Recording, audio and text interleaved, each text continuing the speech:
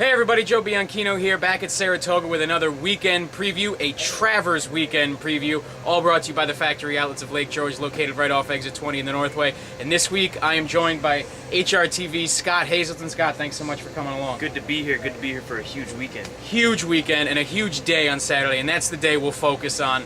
4 big stakes races, and we'll obviously get to the Travers. Trust us, we'll get there, but we're going to open talking about the Boston Spa. And Scott, for me, this race comes down to 2 horses, Day at the Spa for Javier Castellano and Chad Brown, and Filimbi for Bill Mott and Joe Rosario. Yeah, one filly who was so good last year at Saratoga and Day at the Spa, who was beaten by Filimbi. Can she bounce back?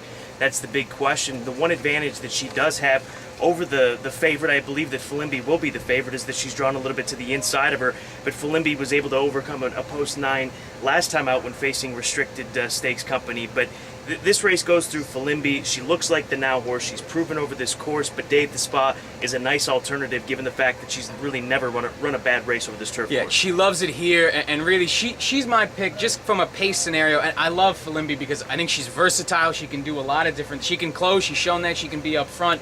But just in analyzing the race, I don't see a lot of speed to go with Day at the Spa, and so I think she's going to get the win. But again, either one of them, I think, if you're gonna make the argument for Filimbi, I can't argue with you. She's a great horse, and we'll have to take a look at that on Saturday. The second race, the King's Bishop, one of my all-time favorite races.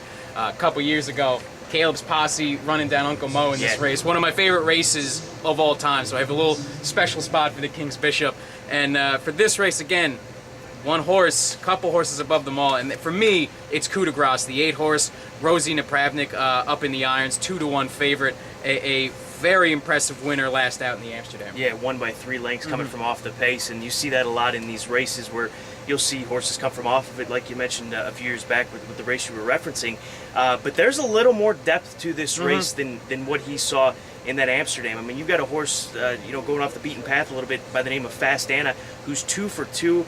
A colt that's out of the champion, Breeders' Cup champion mare, Dreaming of Anna, so he has done nothing wrong. He's obviously taken a big step up in class, but Coup de Grace has really been a good horse going these one-turn distances. That is his specialty, and that's why they're keeping him at the 1 turn. Yeah, and there's another horse stepping way up in class, and that's the big beast for Javier Castellano. I mean, he draws Javier Castellano. We all know Javier's riding lights out right now. Tony Dutrow is the trainer there, and 2 incredible front-running scores his last 2 races out. But this is a step up in class, but very, very talented. But when you're able to run 9 and change, going 3/4 of a mile in the 9 flat like he did last time out here, he's going to be a big player. But the big question is, can that speed carry against a quality group like this, going this a little bit further in the King's Bishop? The talent's there, but these steps up when you're dealing with horses who are proven against stakes company, it's a tough jump. Some can do it, most can't. We'll see if the big beast can. Absolutely, and there's one other horse I want to mention there, CZ, Joel Rosario, Nick Zito. He was second in that Amsterdam last time out to Coup de Grace, and I mention him here just because the Amsterdam had a very fast pace, very fast, and CZ was at or right on that pace the whole way around the track for the Amsterdam and did very well to be second in that race. Again, another step up into a deeper field, as you mentioned, but a horse to look at. And the unfortunate thing is he draws the rail again, so he's probably going to have to use that speed so he holds good early position, because otherwise if he gets shuffled back and this horse gets caught behind horses, he might put himself in a bad spot. The one plus, though, is Joel Rosario is so good at feeling out races on the fly. He's the right guy to have in a position like this, but tough spot for him as far as the rail post, but Joel will figure something out for sure. 4 horses to watch there. We move on to the Ballerina. 7 furlongs for the fillies here. 9-horse field. A lot to like here. I think this is kind of a wide open race, and I'm looking at a filly, La Verdad, for Linda Rice. 7-2 on the morning line, which is better than I thought you would get for this horse, who has 7 races this year and 5 wins. She was riding lights out. She came in last time out, 6.5 furlong race, had the 1 post in the slop, disappointed there. But if you toss that, she's got to be the favorite here, right? I would say so. I mean, hopefully that was an anomaly and it had nothing to do with Saratoga racetrack, because we know some horses don't take to this course. It wasn't off track, but she had proven off form in the past. We should have a dry track tomorrow after getting the rain out of the way on Friday, but she has really put together a nice 2014 campaign. Hopefully she didn't peak early on in the season and now is on a downward swing, but if she can bounce back, she's going to have a lot to say in this race on Saturday. Yeah, I talked to Linda Rice. She's not sure about the 7 furlongs for this filly, but you know, I think you got to take a shot here, and I think at 7-2, if she stays there, and I'm not sure she will, that's a great price there. You look at a couple other horses here. The one-horse Artemis Agritera for Rajiv Mirage and Mike Hushin, 5-1. We talked about steps up in class in the King's Bishop. Artemis Agritera wowed in an optional claimer her last time out. It was an optional claimer, but that was her first race off a long layoff. She's got that race under her belt. She's getting back to some of the companies she's raced against in her past.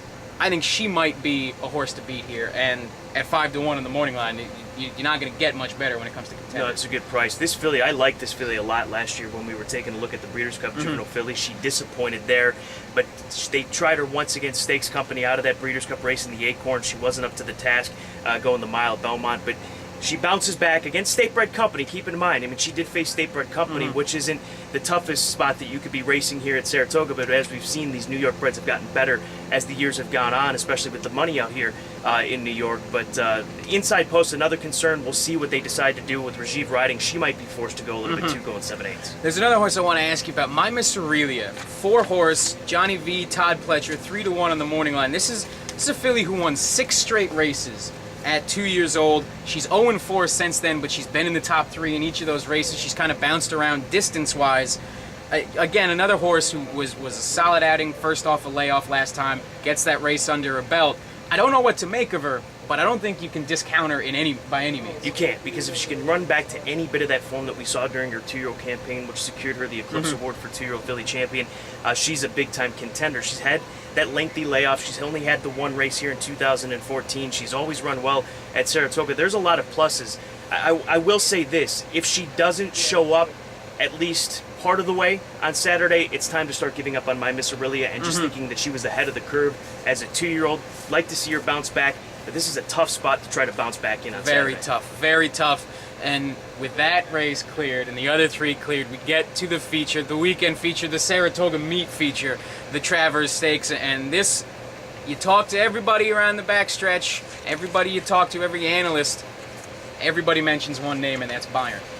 Because he's got the pace advantage. He's a horse that's going to go out there, find himself on the lead, barring any unforeseen, situation coming out of the gate, a stumble or whatever, which totally throws him off of his game, because I don't think he's necessarily a horse who wants to come from off the pace. Absolutely. But if he can go out there and dictate things the way that Martin Garcia is going to want to, the way that Bob Baffert certainly has primed this horse to do, like he did in the Haskell, he's going to be tough to catch, because the fact of the matter is, there's not anybody who wants to go up there and be part of this pace. They're putting themselves in a compromised position, and I don't know that there's anybody fast enough if they want to try to keep up with Bayern. Yeah, I think that's the big part there, is anybody fast enough to go with him? Because I'm not sure on the front end if there's anybody fast enough. I think people will try. I think Jimmy Jerkins putting the blinkers back on Wicked Strong, which is really what a lot of people credited that Jim Dandy win. He put the blinkers on for the Jim Dandy and ran a great race there to win the Jim Dandy a couple weeks ago. I think he's going to go.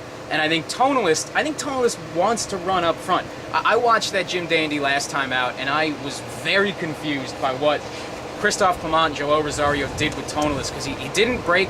He broke fine, but they didn't rush him up into what was a slow pace a bit, and I thought they could have gotten him into the race a little more. That's why I questioned if they were kind of using the Jim Dandy just to get him into Saratoga for this race specifically.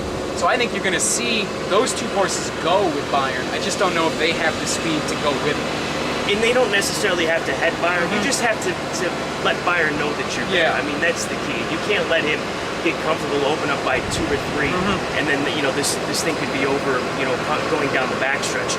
But Wicked Strong, he's a horse who can be forwardly placed, and these 2 contenders, it's you have to think to yourself, do you want to try to run for second, or do you want to try to win this thing? I'd be in it for the win if I'm one of these big connections. I wouldn't let Bayern do what he wants out on the front end, because you're not going to be remembered for finishing second or third to Bayern in the biggest race of the summer. And look, I have my own questions about Bayern. I remember a few years ago I was in full support of this brilliant Haskell winner, Bob Baffert trainee, Coyle, and I've loved him in the Travers, and I tell everybody, Coyle's going to win. Coyle finished dead last. All right, so I have my questions about whether Haskell form translates to Travers form, always, and whether this colt can get 1.25 miles rather than 1.125 miles. I have my questions, so I look at Tonalist and say he's going to press the pace a little bit. He's going to get back to a distance that suits him a little bit better. I mean, won the 1.5 mile Belmont. He's a horse that has no problem going long. And then I see a little bit of pace, and I say, watch out for Kid Cruz. And I know you got that smirk on your face because everyone, I mean, his own trainers say that's a lazy horse. It's a lazy horse. You got to get in.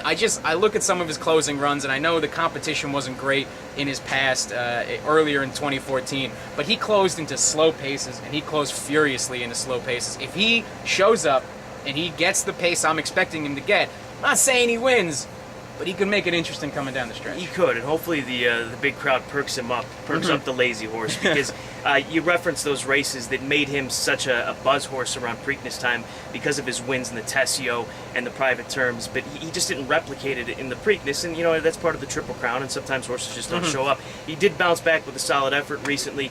I just don't know if he's going to be able to run down these horses on Saturday going to Monaco. I question his abilities. I think he's going to be a nice stakes horse in the future. I just don't know that he's at the top of this 3-year-old crop that we have in 2014. Yeah, and I mean, it's I love to play pace as a handicapper, and that's really why I'm looking at him, because you just look at, take the odds, take the names, and just look at the past performances and look at who's the class of the field. It's Bayern and it's Tonalist, and then it's Wicked Strong, and then it's pretty much everybody else, and it's those three clearly. And Kid Cruz is going to have a lot of work to do trying to catch those guys. As are a lot of the other ones. Don't sleep on Mr. Speaker. The fact that the Phipps are running him on dirt says something. Sugar's, I'm sure, done everything he possibly can to get him ready to return to dirt. He ran once early in the 3-year-old season in the Holy Bull behind Cairo Prince, who was the #1 horse at the time when looking at the Derby Trail. But he's got dirt breeding. He's by Pulpit, so don't sleep on him. So that is your Travers weekend preview. My name is Joe Bianchino. This whole Saratoga meet coverage has been brought to you by the Factory Outlets of Lake George. Get your back-to-school shopping done at the Factory Outlets of Lake George and visit factoryoutletsoflakegeorge.com. Scott Hazelton, HRTV. Follow him on Twitter at Scott_Hazelton. Thanks so much. Been a pleasure. Good luck, everybody.